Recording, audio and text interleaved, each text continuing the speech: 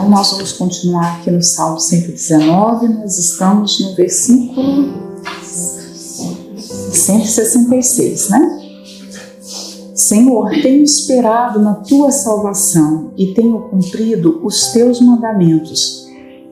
Ao ler esse versículo aqui, eu nunca tinha pensado nisso, né? A gente lê o Salmo 119 há tantos anos, mas eu achei esse versículo perfeito para fazer o paralelo com a fé e as obras lá de Tiago. Olha só, tenho esperado pela salvação, ou seja, uma salvação que foi providenciada por Deus, que vem dele, que é dele e que vem dele.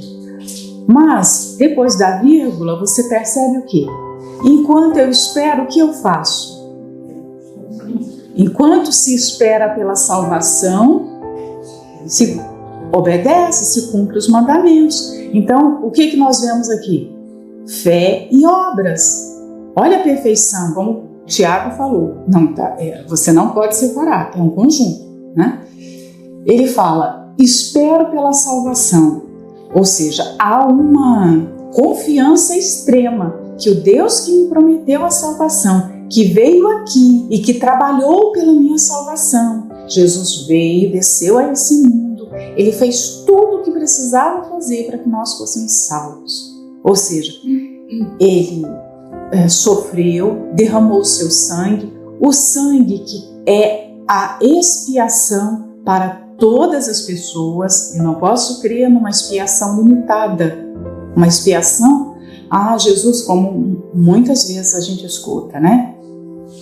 Jesus derramou o seu sangue somente pelos salvos, pelos eleitos. Não é o que está escrito.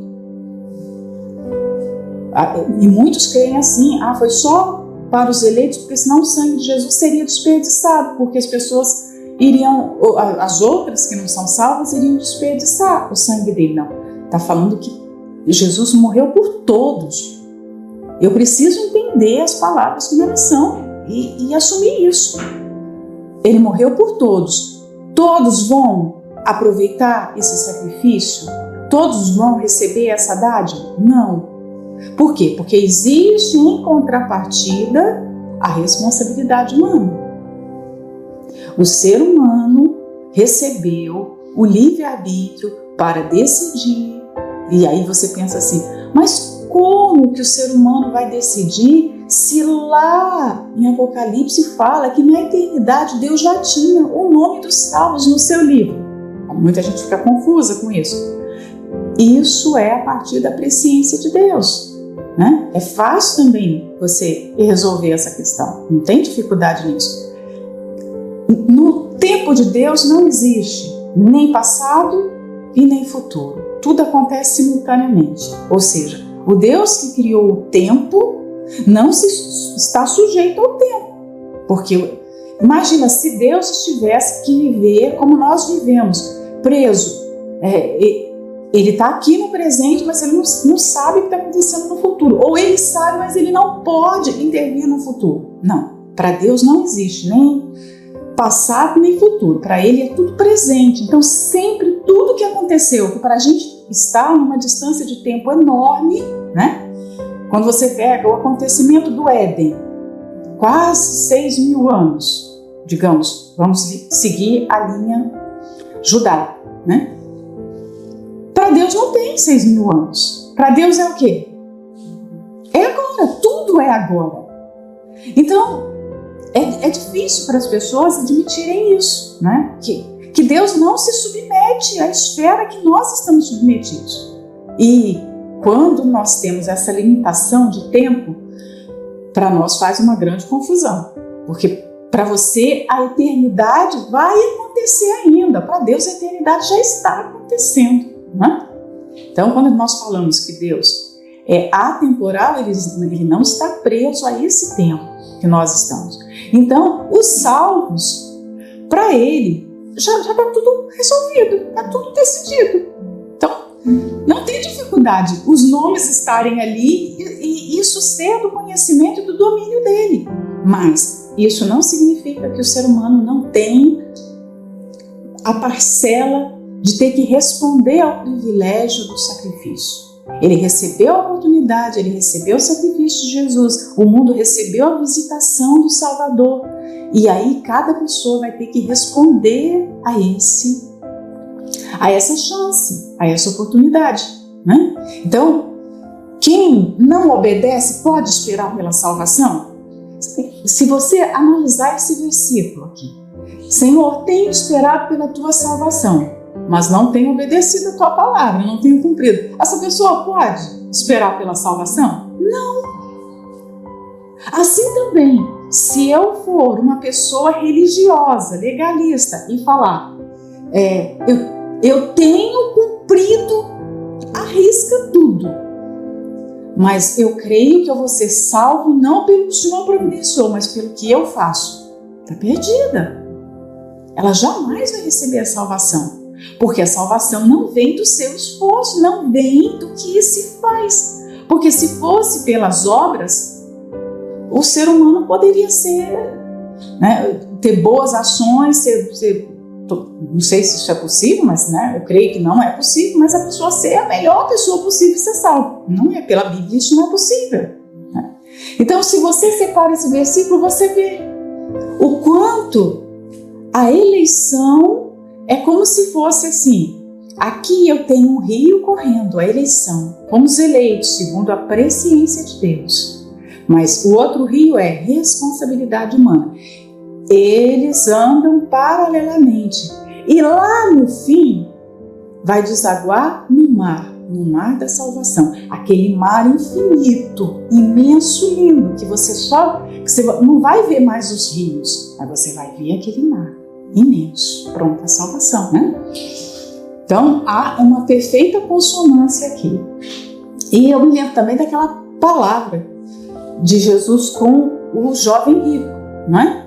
Quando o jovem rico se encontrou com o Senhor, ele fez a pergunta sobre a vida eterna. E o que foi que o Senhor Jesus respondeu para ele? O Senhor Jesus falou dos mandamentos. Olha só, obediência. Então, o Senhor Jesus poderia ter falado só assim, só creia em mim, mais nada, não precisa cumprir os mandamentos. Mas não, falou, você conhece os mandamentos? Cumpre os mandamentos, olha só. Para aqueles que separam, né, que isolam, dividem a Bíblia e pegam assim, essa parte eu creio, essa parte, coloco aqui, a minha base de fé é isso aqui. Não, toda a palavra é a nossa base de fé. Então nós temos que lidar com todos os textos. Todos eles. Se eu resolvo ter uma linha apenas, eu vou ter texto para fundamentar aquele meu pensamento. Porque a Bíblia tem textos que, se eu ficar apegada só a alguns textos, eu vou defender só aquilo. Mas se eu separo, eu quero defender esse lado aqui, eu vou buscar, eu vou achar também, eu vou ficar só nesse clubinho daqui. Não. A salvação é essa preciosidade, essa dádiva que é nos dado pelo sacrifício de Jesus, mas que em nenhum momento eu posso relaxar com ela. Eu tenho que cumprir os mandamentos. Eu tenho que obedecer. E você vê uma obediência aqui de alguém que está ali empenhando toda a sua força.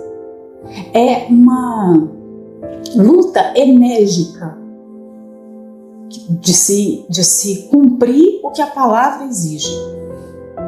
Mandamento por mandamento. Qual é a tua vontade? E aí vem de uma pessoa que conhece a Deus, sabe quem Ele é, esse Deus que tem um caráter perfeito, uma justiça perfeita, esse Deus que é santo, santo, santo, e que ela se enxerga como pecadora e ela vai estar nessa caminhada com Ele até o fim, lutando para que a justiça dele seja depositada nela, lutando para se parecer cada vez mais com Jesus. É essa a nossa caminhada aqui da salvação. Todos os dias um passo, né? Então não espere a salvação se não cumpre os mandamentos. Essa esperança é completamente desperdiçada. O 167, a minha alma tem observado os teus testemunhos. Mais de uma vez, ele mostra a sua obediência.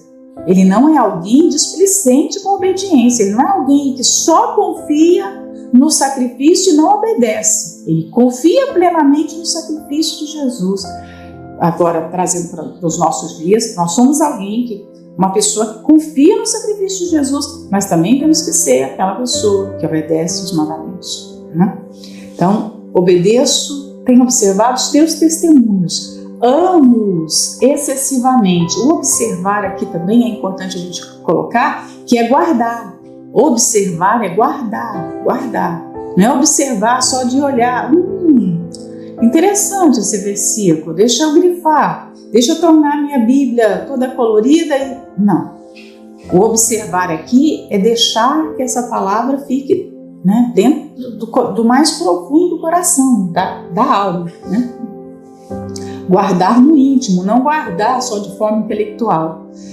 E ele fala aqui sobre o amor excessivo pela palavra.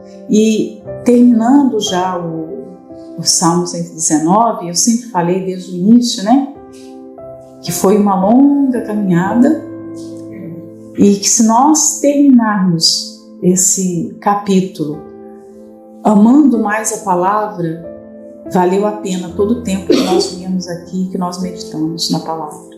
Mas se nós terminarmos esse estudo tão minucioso do Salmo 119 e a gente não consegue valorizar ainda mais a palavra, não consegue aplicar a palavra no nosso dia a dia, não consegue, se nós não conseguimos nos devotar à palavra, não adiantou a nossa meditação, a nossa vinda aqui, não adiantou nada.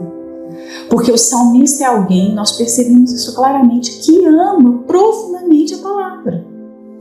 E esse deve ser também o nosso objetivo de vida. E como é que a gente pode? Nós falamos sobre esse amor à palavra de diversas maneiras, de diversas formas, né? E tentando já fazer o desfecho, que a gente está caminhando para o final, né? Como é que eu posso? Se a palavra é essa joia, esse tesouro, como eu posso amar mais a palavra? Porque essa pergunta que eu faço, que você deve fazer para si, todas nós. Como amar mais a palavra? Ou amar a palavra, porque talvez a gente pensa que ama e não ama ainda, né? Tem um apego. Por exemplo, se você pega um estudante de literatura, ele está começando lá a sua licenciatura e os professores vão passar uma carga de livros para ele ler. Aquele aluno no começo ele pode ler porque ele quer passar na prova, né? Ele não é apaixonado pela literatura ainda, pelos clássicos. Ele se vê ali obrigado a ler aquilo e aquela leitura sem prazer. Mas com o passar do tempo, com o passar dos anos, de repente ele pode vir a se apaixonar por Camões. Vocês já conheceram pessoas assim, não é? Ou talvez você foi uma pessoa assim, que você começou a estudar alguma coisa que no começo você não gostava. Você achava difícil, cansativo. Mas depois de um tempo você gosta tanto que não é mais porque o professor te obrigou a ler. Você lê por quê? Porque você ama, né? Saiu, de repente acabou, a universidade já acabou, a pessoa já se formou, mas ela se pega lá lendo Camões todos os dias. Por quê? Porque naquele período ela aprendeu a gostar de Camões, ela se apaixonou por Camões, ela descobriu por que se falava tanto de Camões, né? A pessoa que de repente nunca leu vai falar, mas que chatice, por que você fala tanto dele, né? É como alguém que ama música. A pessoa ama tanto a música porque ela vai fazer tempo para ir nas como é que chama? Nas apresentações das orquestras, ela viaja. E quem não ama, por que sacrifício enorme? Por que você vai lá para Berlim para ver a apresentação dessa orquestra fulano de tal? Quem não ama não entende, nunca vai entender, vai achar um desperdício. Não foi o que Judas fez? Quando a mulher derramou o perfume, Judas, mas que desperdício, você poderia ter usado isso melhor, né? A gente poderia ter feito algo melhor com o perfume. Mas a mulher não, para ela não tinha nada melhor para se fazer. O melhor é os pés de Jesus, o melhor lugar. E hoje nós entendemos o que ela fez, porque nós faríamos a mesma coisa.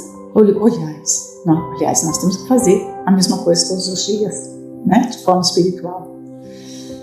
Então, é o amor que determina isso. O tempo que você vai fazer para aquilo, o quanto você vai pensar, o quanto você vai se sacrificar pelo objeto do seu amor. Amor significa fazer tempo. Amor significa se dedicar a algo. O amor nunca é indiferente. Então, no final aqui da meditação do Salmo 119, nós temos que refletir realmente sobre o nosso amor pela palavra, porque não deve ser mais algo que é nos imposto. Ou seja, o pastor fala, o bispo fala que tem que se ler a Bíblia todo dia, então a pessoa vai lá e lê, porque tem que se meditar todos os dias, porque tem um compromisso da meditação aqui. Não, aqui é 1 hora só de meditação. Quem ama realmente a palavra, essa pessoa vai parar para meditar em casa e vai ficar muito mais do que 1 hora. E quando for hora de parar, ela vai falar, mas não queria parar, porque ela ama. Quem não ama só medita segunda e sexta, ou só ouve a palavra por obrigação nos cultos. Essa pessoa não vai conseguir parar a sua vida para meditar na palavra. Ou se ela parar, a palavra não vai fornecer o mesmo prazer como aquele que ama. Uma pessoa que ama música, ela consegue ouvir Mozart, por exemplo, e ela vai falar, esse é Mozart. A pessoa que não ama, que não tem conhecimento, ela vai ouvir, ela não sabe o que ela está ouvindo, não é assim? Eu não sei separar.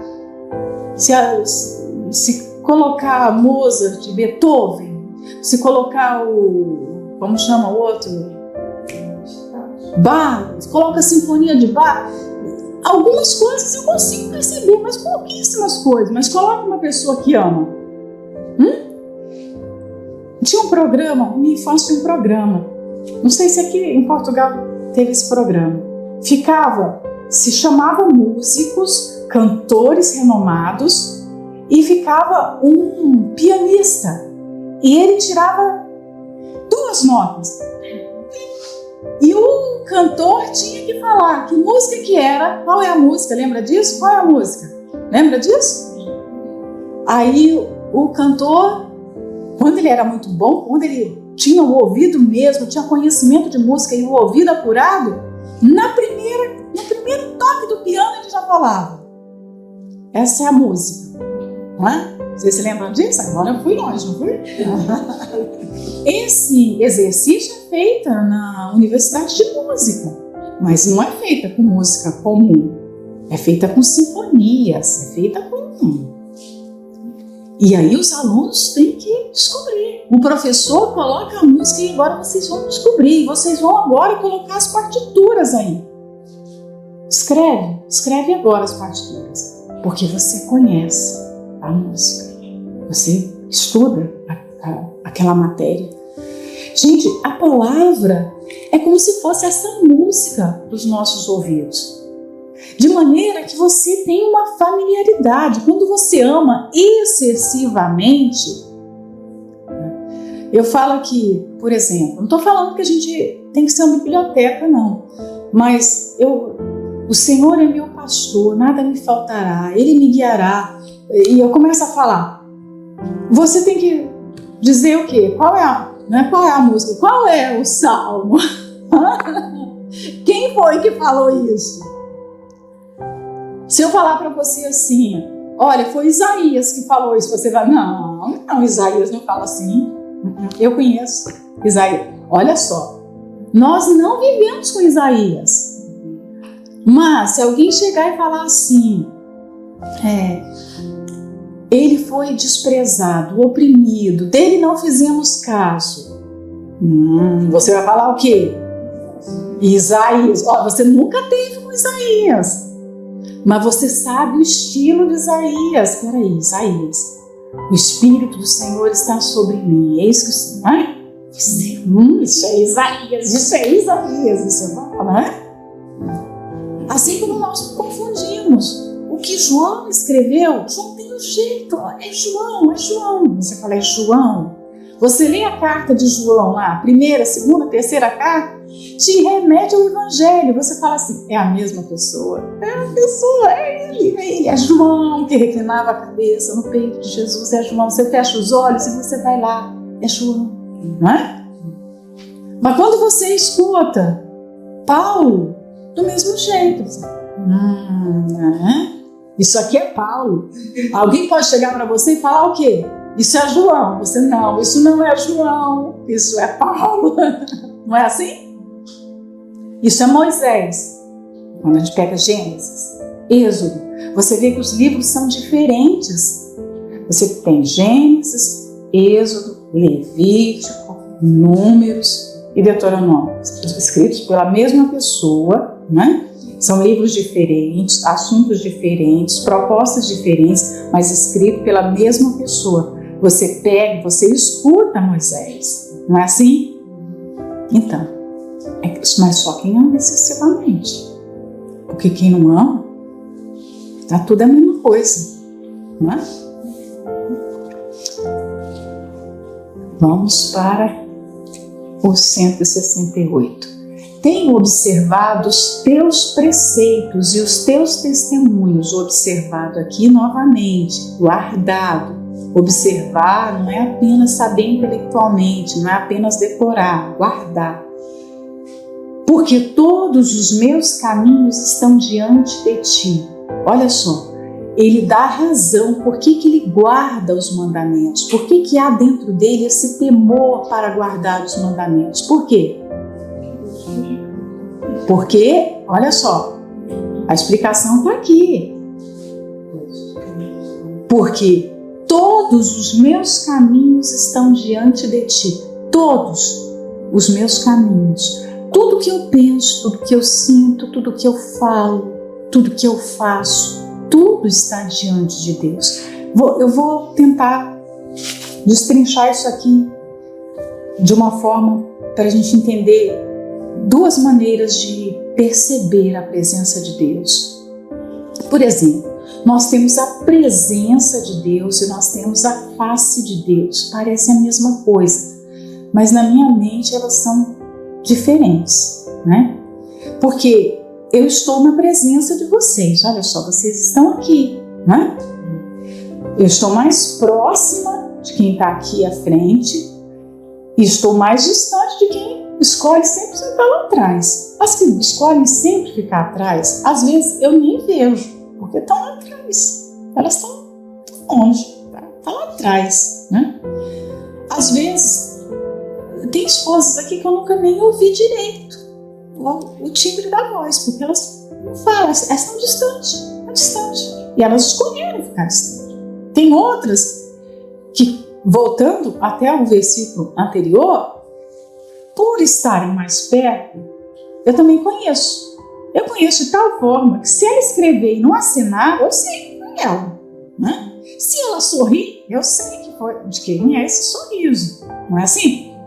Um comentário, eu sei qual é o comentário. E se tiver uma dificuldade, eu sei qual é a solução que aquela pessoa vai apresentar.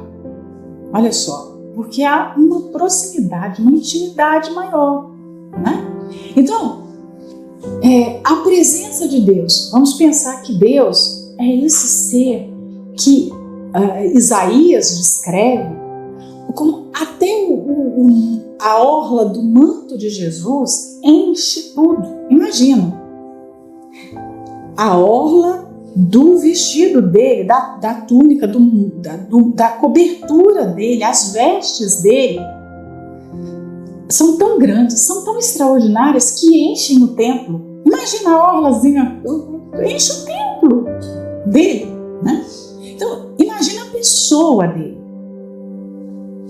A terra parece grande, mas a presença dele enche tudo.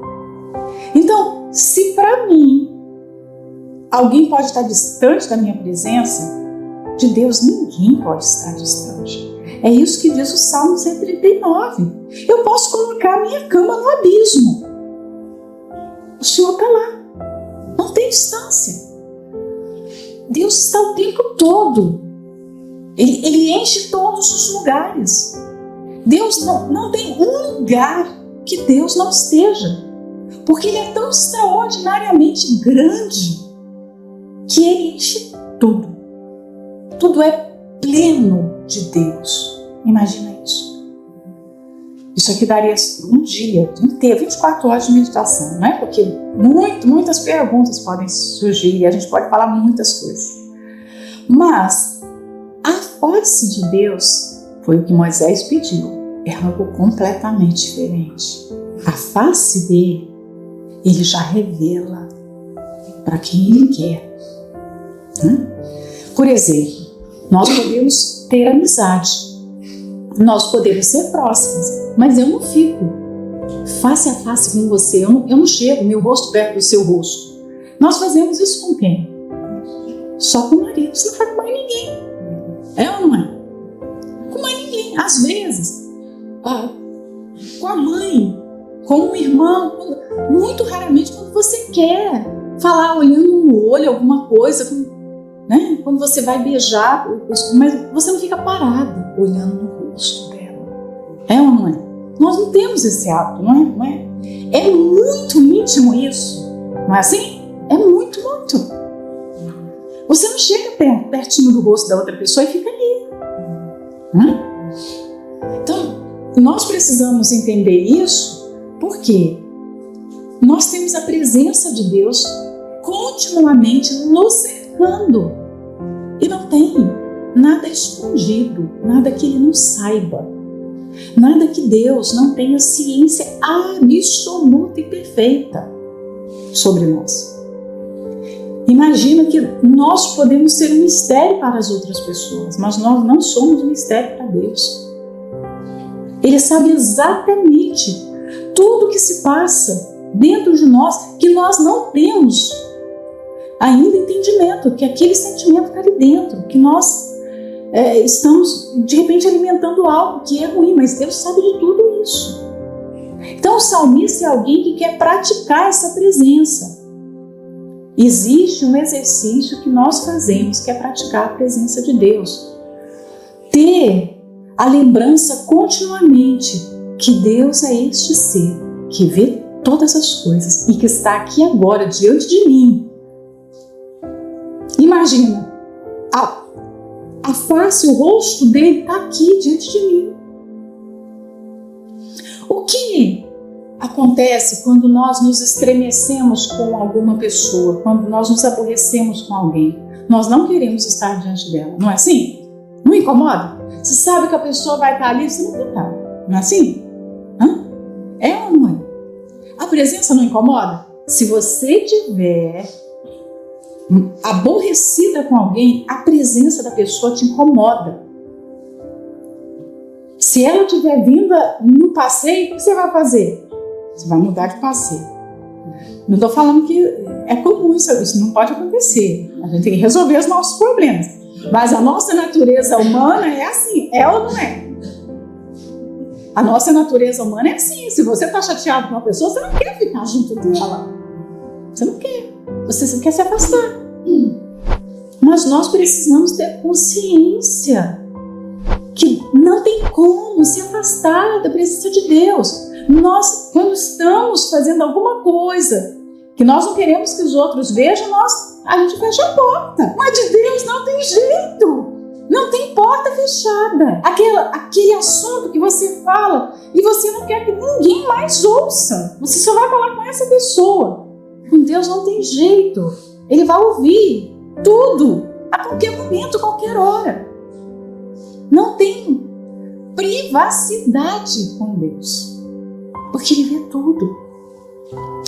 Quando eu não tenho noção disso, o que acontece na cegueira? Quando uma pessoa perde a visão, ela nasce sem visão, o que acontece com essa pessoa? Por exemplo, se nós fecharmos os nossos olhos agora e se nós entrarmos num lugar que nós não conhecemos, porque se nós fecharmos os nossos olhos agora, onde nós estamos, nós temos noção. Eu vou me levantar daqui, mas eu sei que tem uma mesa. Eu vou calcular quantos passos eu preciso dar para chegar até vocês, para não trombar em ninguém. Eu vou fazer um cálculo, porque eu conheço o ambiente. Mas sem visão, num lugar desconhecido, o que vai acontecer? Eu vou trombar, eu vou ir de encontro à parede, ao buraco, às pessoas. Vai acontecer um acidente, não é? Então, se eu me esqueço que Deus está aqui, que Ele me cerca por todos os lados, eu vou ser como uma pessoa cega. E eu vou trombar nele. E eu vou me chocar com Ele, com a santidade dele. Em algum momento eu vou estar fazendo alguma coisa que não se agrada. Vai acontecer o quê? Peraí. Você quer se chocar com Deus? Então a gente tem que ter noção. Ele está aqui. Ele está dentro do meu quarto, Ele está na minha cozinha, Ele está na igreja, Ele está no escritório da igreja, Ele está quando eu estou nas redes sociais, Ele está quando eu estou ao telefone com alguém conversando, Ele está quando eu estou sozinho, só pensando. Ele está. Não sei se você já tomou um susto, já aconteceu comigo várias vezes. Eu estou distraída, tá? E de repente alguém chegou e eu estava distraída e aquela pessoa veio com silêncio e de repente, não é assim? Você vê a pessoa, não é que a pessoa quis te assustar, mas você se assustou só porque a pessoa está ali, porque você não tinha noção que ela estava ali, é ou não é? Você não tinha noção que a pessoa estava ali. E quando você se dá conta, o que passa na sua cabeça? O que será que eu fiz nesse tempo que essa pessoa estava ali? É ou não é? Será que eu fiz? A pessoa estava ali o tempo todo. Será que eu fiz alguma coisa assim? Então, gente, prazer, esse é Deus. Ele está na sala o tempo todo. Só que o que acontece? Nós nos esquecemos que ele está ali. Lembra uma vez que eu fiz uma meditação aqui sobre Ezequiel? Deus está ali? Deus está ali? Deus está ali? Gente, nós temos que colocar recados. De repente no nosso telemóvel, na nossa mesa, na nossa geladeira, Deus está aqui, porque eu preciso ver. Eu preciso entender, melhor dizendo, que a presença dele está ali e que a face dele também está ali. Imagina, quando você quer ver alguma coisa de perto, quando você quer ouvir melhor uma coisa, o que você faz? Você se aproxima. Já pensou? A nossa consciência apurada de que Deus está ali vai ser um freio. Quanto mais nós apurarmos essa consciência, mais nós vamos reprimir a nossa natureza pecaminosa, mais nós vamos mortificar, é a palavra bíblica, né? Essa natureza pecaminosa. Deus está aqui. Por que não se vê pornografia diante de todo mundo? Por que a pornografia é algo que se vê escondido? O marido está lá, abriu um site pornográfico, mas ele está vendo o site pornográfico enquanto a esposa não está vendo. Porque se a esposa vier, o que ele faz? Ele fecha, porque ele não quer que a esposa esteja ali. Mas não tem como ele fechar a janela para Deus. Deus está ali, Ele está vendo. Então é essa consciência que nós precisamos ter. Se nós praticarmos isso, nós iremos caminhar esse caminho da irrepreensão. Nós seremos menos repreendidos, porque nós vamos errar menos. Deus está aqui, tem um olho que vê todas as coisas, que penetra tudo, né? E terminamos essa estrofe, né? Conhece todos os meus caminhos. Eu vou iniciar a nossa última estrofe para a gente terminar na próxima semana. Vamos ler o 169 e o 170. Os dois falam praticamente a mesma coisa.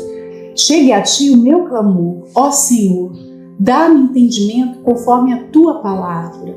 Chegue a minha súplica perante a tua face. Livra-me segundo a tua palavra. Como nós estamos terminando aqui, você percebe o salmista com uma ênfase muito maior.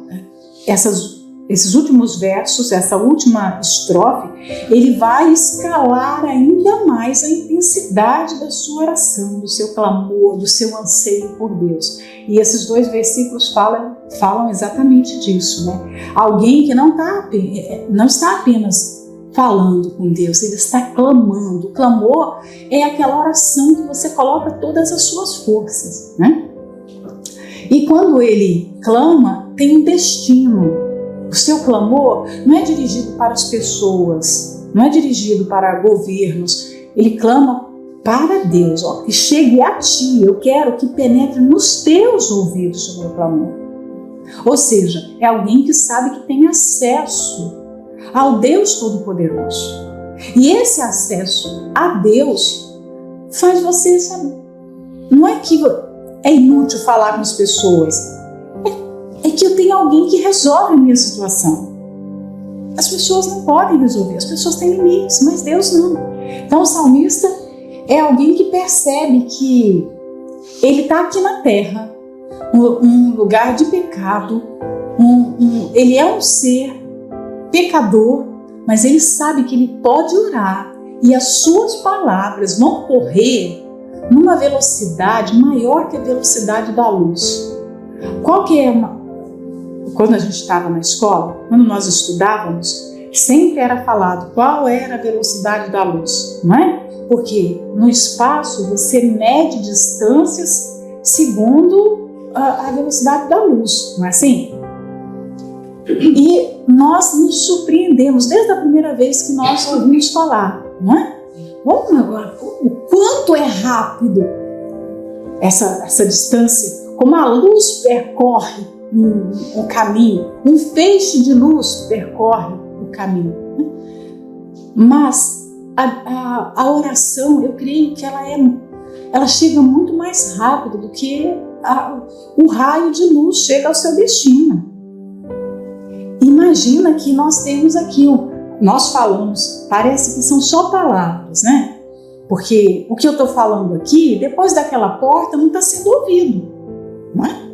Parece que as minhas palavras são limitadas, porque meu timbre de voz não é alto, tem um limite, eu sou limitada pelo espaço, mas quando nós estamos falando com Deus, não existem essas barreiras mais. Não tem parede, não tem porta, não tem timbre de voz. Aliás, nem precisa ter voz. A oração pode ser sem voz, como foi a oração de Ana.